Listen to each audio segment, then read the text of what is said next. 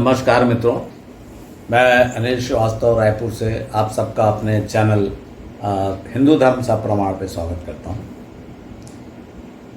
जो हम ये हिंदू धर्म सप्रमाण में ये प्रयत्न कर रहे हैं कि हम हिंदू धर्म की चीज़ों को, वास्तविक चीज़ों को जानें। क्योंकि देखिए, बहुत चमत्कारिक रूप में लिखा गया, हजारों साल बाद लिखा गया, एक तो कारण ये है। दूसरी बात, स्वार्थियों के द्वारा लिखा गया, दूसरा कारण ये है। तो ठीक से इससे इतिहास मिलना बहुत मुश्किल है।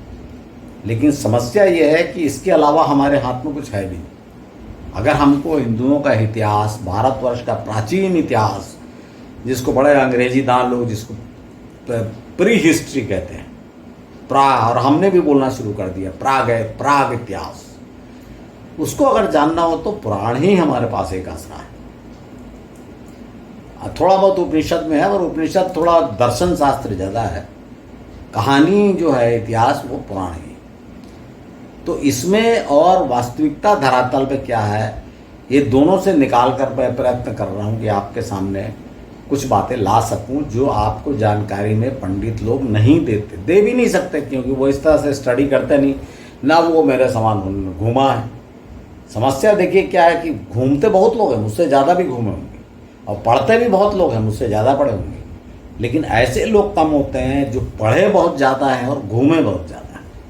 तो मित्रों, ऐसा ही एक आदमी आपके सामने है, और इसलिए मेरा ये प्रयत्न है कि आपके सामने हिंदू धर्म का, हिंदुओं का, भारतवर्ष का प्राचीन इतिहास सच्चाई के साथ प्रस्तुत किया जा सके। तो इसके पहले मित्रों, मैं आपको एक छोटी सी टिप देता हूँ मेटाबॉलिज्म के बारे में। आपने ये डाइजेशन तो बहुत, आप लोग अक्सर बात करते रहते हैं, हम लोग बात करते रहते हैं कि डाइजेशन ठीक नहीं है, या इसका डाइजेशन अच्छा खाता है। लेकिन मित्रों, ये बड़ा पुराना शब्द है डाइजेशन। असली शब्द है जिसको जानना है आपको जरूरी, वो है मेटाबॉलिज्म। मेटाबॉलिज्म को हिंदी में कहा गया चयापचय।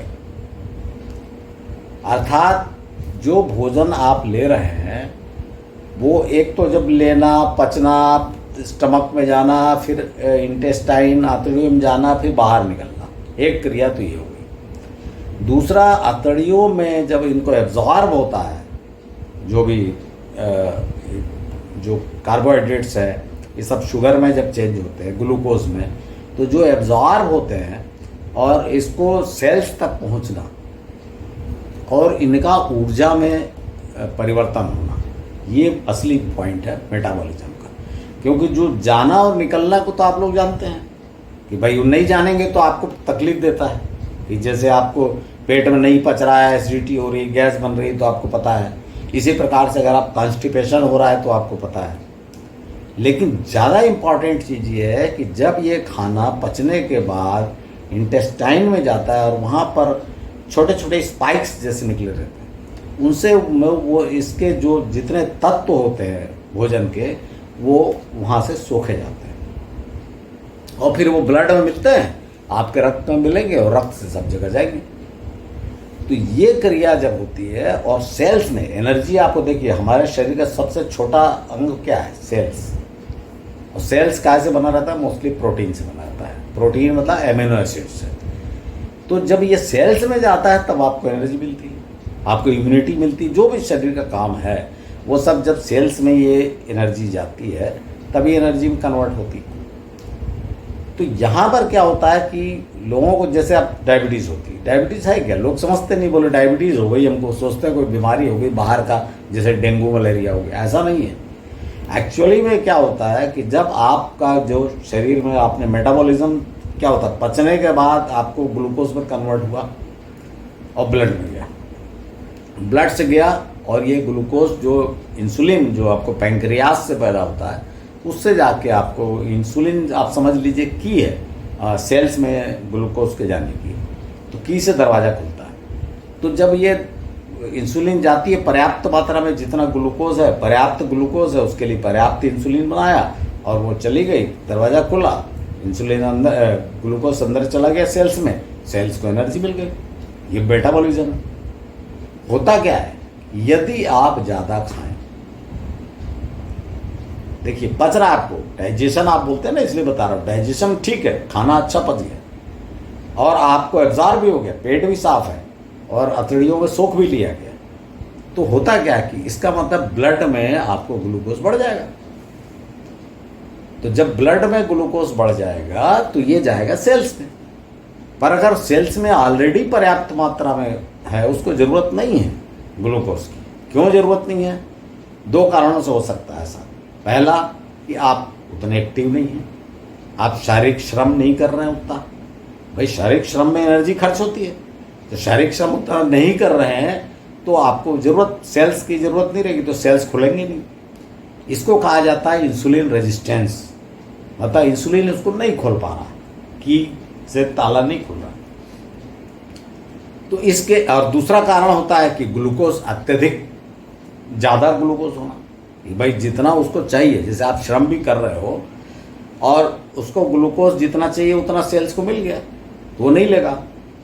तो इन दोनों केस में ग्लूकोज की मात्रा ब्लड में बढ़ जाएगी, और जब ब्लड में बढ़ जाएगी तो क्या होगा, इसको थोड़ा बहुत इधर उधर स्टॉप करेगा लीवर वगैरह, और बाद में जब कभी आप भूखे रहोगे तो वहाँ से इसको सिक्रेशन करेगा, तो फिर वो आपको ग्लूकोज में फैट के रूप में एब्जॉर्ब हो जाएगा और फिर आप सिक्रेशन होगा, फिर आपको एनर्जी मिल जाएगी। ये शरीर की क्रिया है। लेकिन अगर आप लगातार ज़्यादा ग्लूकोज बनाते रहे, अर्थात ज़्यादा ज़रूरत से ज़्यादा खाते रहे और आपका पचाने का सिस्टम ठीक रहा, तो आपको क्या होगा, शरीर में फैट बढ़ता जाएगा। अब फैट बढ़ गया, आपको जितना वो फैटी लीवर हो जाएगा, वो सब अलग प्रॉब्लम है। ये फैट अगर लीवर है तो फैटी लीवर हो गया। दूसरी बात, आपको जगह जगह शरीर में फैट बढ़ जाएगा। इसके बाद भी आप खाना कभी खाते जा रहे हो तो ब्लड में ग्लूकोज बढ़ेगा, और ये ग्लूकोज जो है जगह जगह जाके नुकसान करेगा। तो इसको बैलेंस करना, अर्थात शारीरिक श्रम जितना है और जितनी शरीर को आवश्यकता है उतना ही कार्बोहाइड्रेट, फैट और जो माइक्रो न्यूट्रिएंट्स कहते हैं ना, उतना लेना, इसे कहा जाता है मेटाबॉलिज्म। अर्थात आवश्यकता के अनुसार लेना और उसको पचाना और उसको खर्च करना, क्योंकि खर्च अगर नहीं होगा तो फिर स्टोर होगा, जमा होगा और फिर प्रॉब्लम होगा। और आपको पता ही है कि ये तो आपको बताना मेरे ज़रूरत नहीं है कि अगर ब्लड में ग्लूकोज ज़्यादा रहते तो क्या क्या होता है, ब्लड शुगर बढ़ने से क्या क्या होता है, सब बीमारियां तो उससे ही होती हैं। तो मित्रों, इसलिए आप मेटाबॉलिज्म पे ध्यान दीजिए, डाइजेशन पे नहीं, कि आप लगातार इसको चेक रखिए कि आपका ब्लड ग्लूकोज की मात्रा, इसमें भी ज़्यादा डरने की ज़रूरत नहीं है। आप स्वयं पर, लोग क्या करते हैं, मैंने देखा है जब मैं नौकरी कर रहा था तब भी मैंने देखा है कि बहुत से लोगों को शुगर थी, और जब पार्टियाँ होती थी जहाँ पे ड्रिंक और नॉनवेज सब होता था, तो वो जो बड़े बड़े, अब मैं नाम किसी का नहीं लूँगा, बड़े जो साहब लोग होते थे, वो तुरंत किनारे जाके इंसुलिन ले लेते थे और फिर आके खाने पीने बैठ जाते थे। तो जब आप इंसुलिन बाहर से लेते हैं, इसका मतलब पर्याप्त इंसुलिन नहीं हो रही है। तो उसके दोनों कारण हो सकते हैं कि पर्याप्त इंसुलिन पैंक्रियाज बना रहा है लेकिन आप खा ज़्यादा रहे हैं, आपको ज़्यादा इंसुलिन की जरूरत है। दूसरा, आपका पैंक्रियाज खराब हो चुका है, जब आप ओवरलोड कर दिए उसको बार बार ज़्यादा इंसुलिन बनाने के लिए, तो खराब हो चुका है, तो बना ही नहीं रहा। तो ये प्रॉब्लम आ चुका है, इसके बाद भी आप इंसुलिन लेके आप क्या कर रहे हो, ज़्यादा खा रहे हो, तो बीमार पड़ना ही है आपको।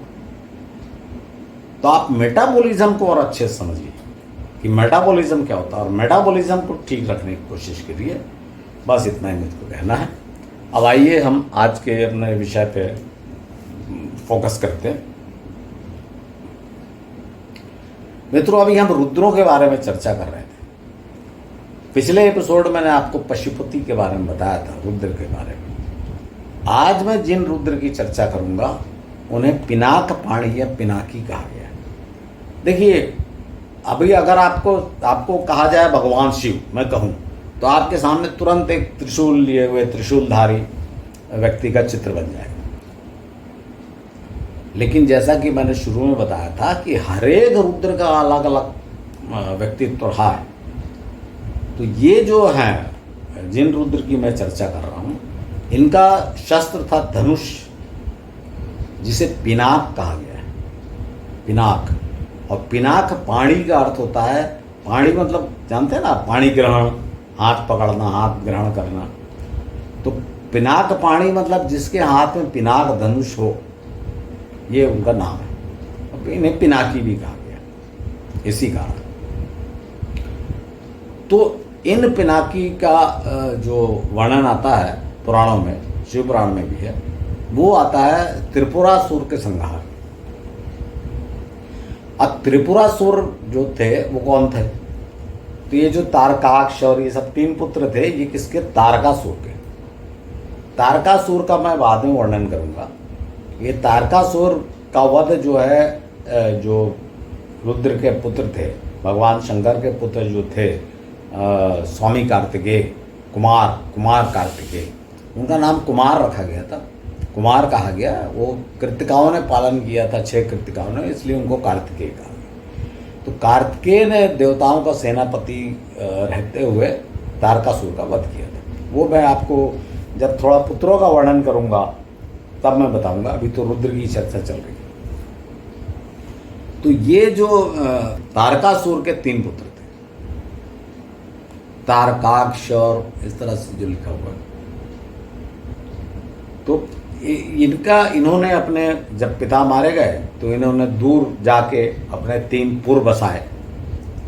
और उसका बड़ा विचित्र सा वर्णन है पुराणों में कि आकाश में ये 3 जो लोहे के नगर, किसी में लिखा है एक लोहे का, एक सोने का और एक चांदी का, ऐसे 3 पूरा से विचित्र विचित्र वर्णन है। और ये उड़ते रहते थे अलग अलग, जब एक साथ पास में नहीं आते थे।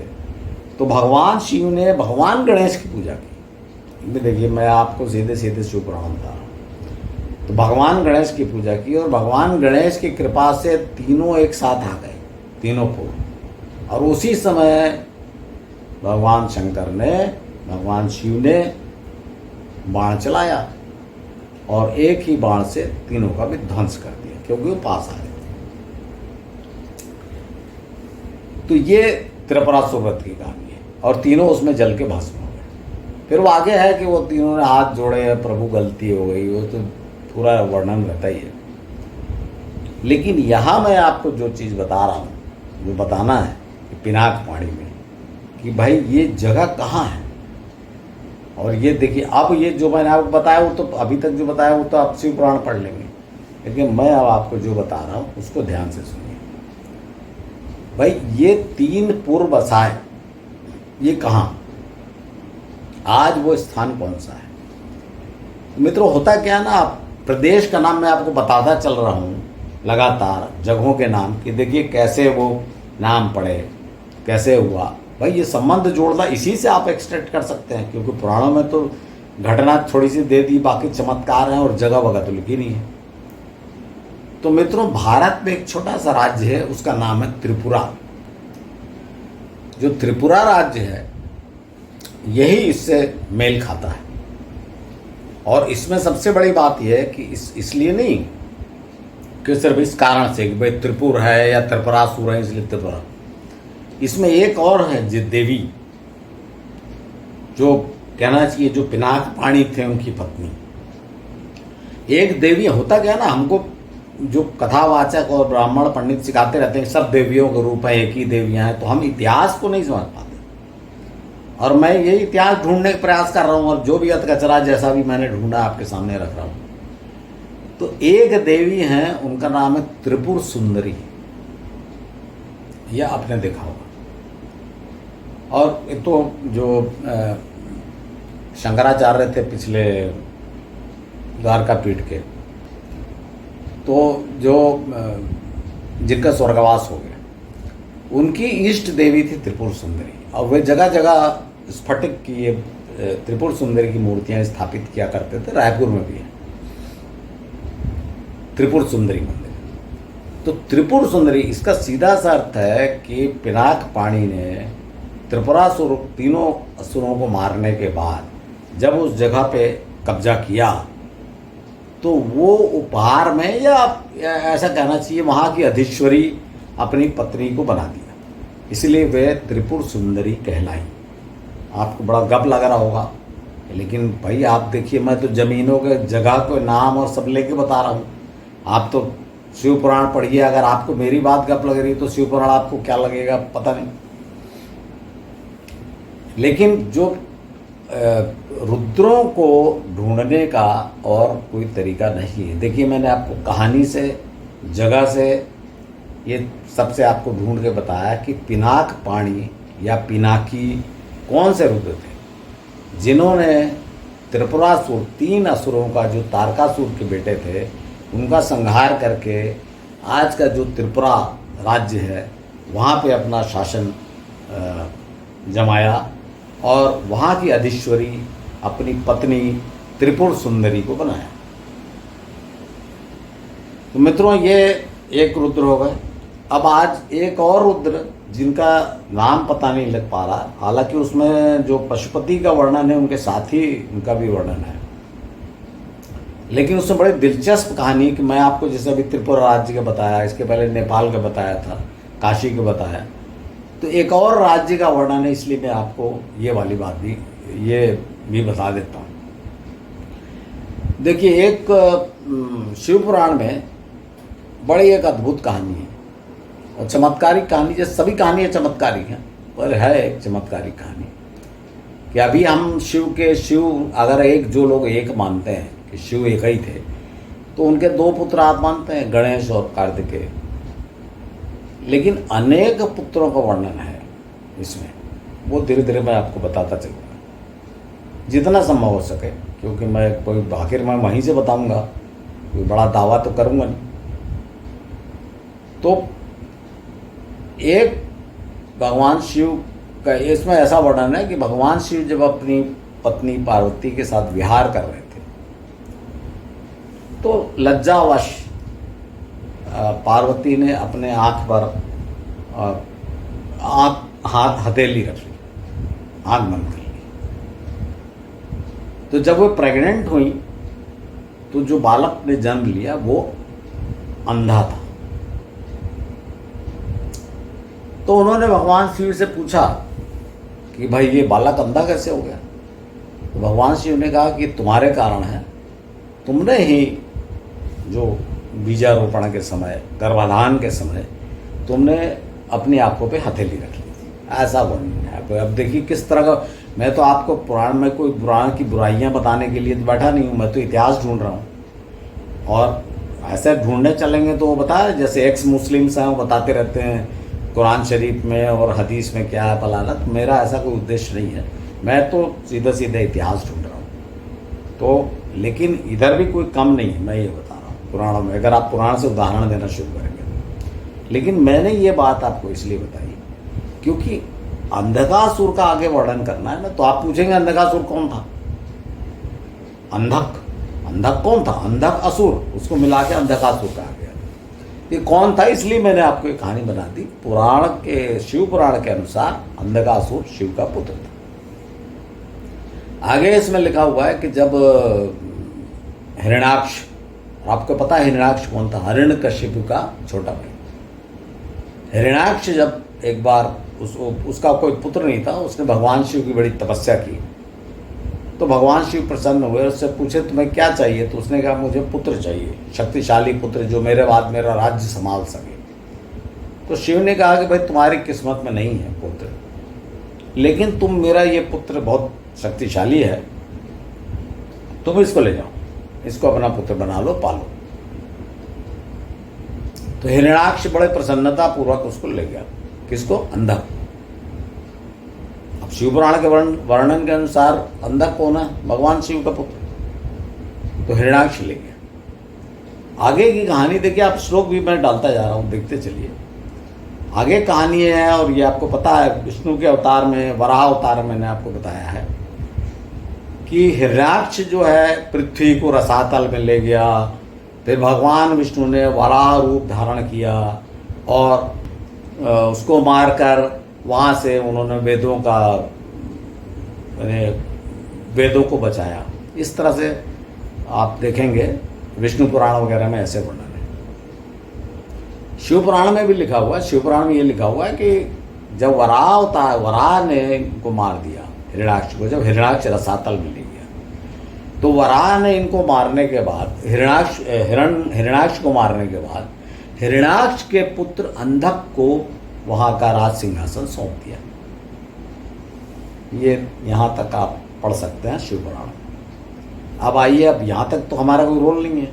अब हम ये खोजने का प्रयास करते हैं कि ये जगह कौन सी हो सकती है। तो देखिए मित्रों, जब मैंने, और एक मुझे बड़ा ये इससे फ़ायदा मिला कि जब मैं ढूंढ रहा था, देखिए आज तो थोड़ी अवस्था हो जाने से और ये कोरोना और ये सब हो जाने से मेरा भ्रमण, जो घूमना, यात्राएं बहुत कम हुई हैं।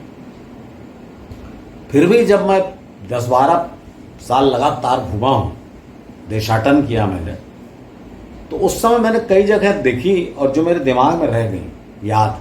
तो अब जब मैं आपके सामने बोलना शुरू किया और पुराणों पढ़ना शुरू किया तो वो मैं लिंक कर लेता हूँ उससे। तो यहाँ मैं आपको ये बता रहा हूँ कि जब मैं आंध्र प्रदेश में था तो वहाँ पर मैंने वराह के बहुत चित्र देखे, जो मूर्तियाँ थी विष्णु अवतार में। मतलब जैसे अपने, अगर हम उत्तर प्रदेश जाएँ, इधर जाएंगे तो हमको विष्णु के कौन से अवतार, भाई भगवान कृष्ण, भगवान राम, इनके मिलते हैं। साक्षात भगवान मिल जाते हैं, नारायण के अवतार नारायण मिल जाता है, वामन भी हमारे यहाँ बड़े कॉमन है, लेकिन वराह नहीं मिलता। तो वराह मैंने आंध्र प्रदेश में देखा। अब आप सोच रहे होंगे मैं आपको वराह को आंध्र से लिंक कर रहा हूँ। तो देखिए मैं आपको फिर बता देता हूँ कि भारतवर्ष में वराह सबसे बड़ा महत्वपूर्ण जो विशाल मंदिर है वराह का, वराह लक्ष्मी टेम्पल, वो है विशाखापट्टनम के पास सिंहाचलम में।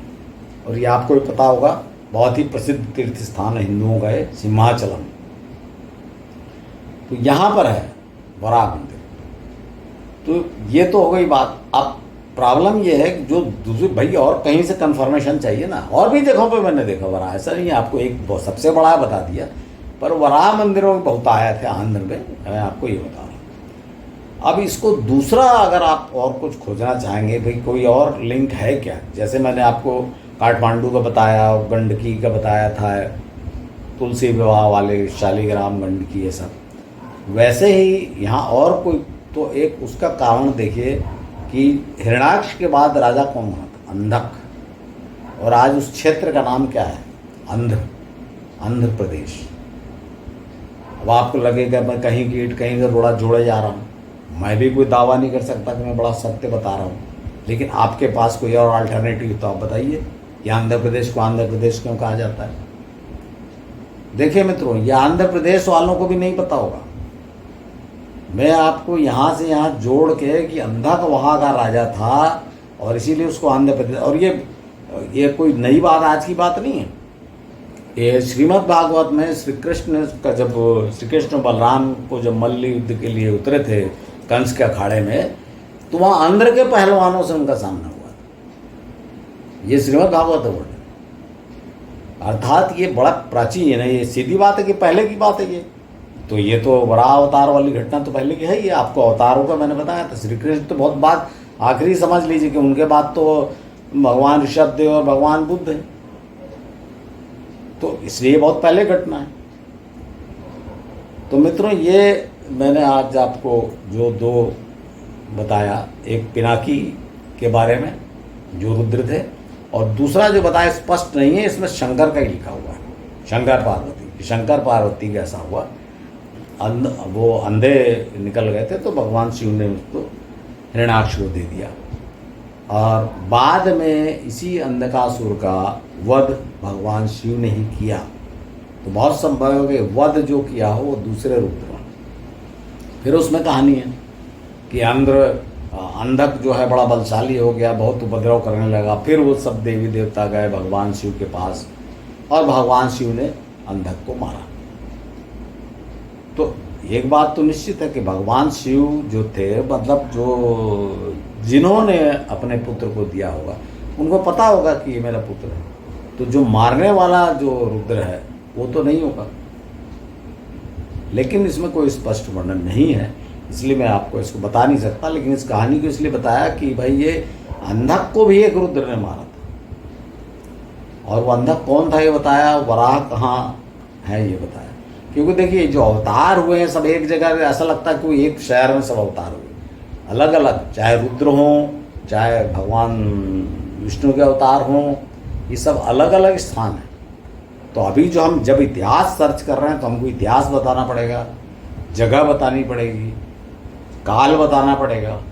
वो सब बता के देखिए कहीं कोई स्पष्ट नहीं है, लेकिन मैं भरपूर प्रयास अपनी ओर से कर रहा हूँ कि आपके सामने थोड़ा तो जानकारी स्पष्ट हो, क्योंकि कथावाचक और पंडित तो ये सब कुछ नहीं बता पाएंगे। तो मित्रों, यदि आपको मेरा ये प्रयास अच्छा लगा होगा तो कृपया इस एपिसोड को, इस वीडियो को ज़्यादा से ज़्यादा शेयर करें, क्योंकि ज़्यादा से ज़्यादा लोग शेयर देखें। इसका एक और उद्देश्य है कि यदि ज़्यादा किसी के पास इससे ज़्यादा जानकारी है तो वह अवश्य इसमें जो कमेंट्स में लिखें।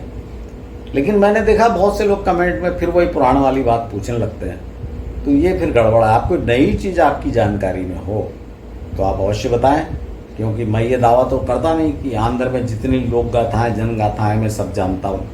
मैं तो जो गया देखा एक बार दो बार, उतना ही मैं आपको बता सकता हूँ। तो आप ज़्यादा से ज़्यादा अगर मुझको ही जानकारी दें तो मैं अगले एपिसोड्स में और उस जानकारियों को सबको फीड कर सकता हूँ। धन्यवाद मित्रों, आपने मुझको धैर्यपूर्वक सुना उसके लिए, और आशा है कि आप अगले एपिसोड का इंतज़ार करेंगे। धन्यवाद।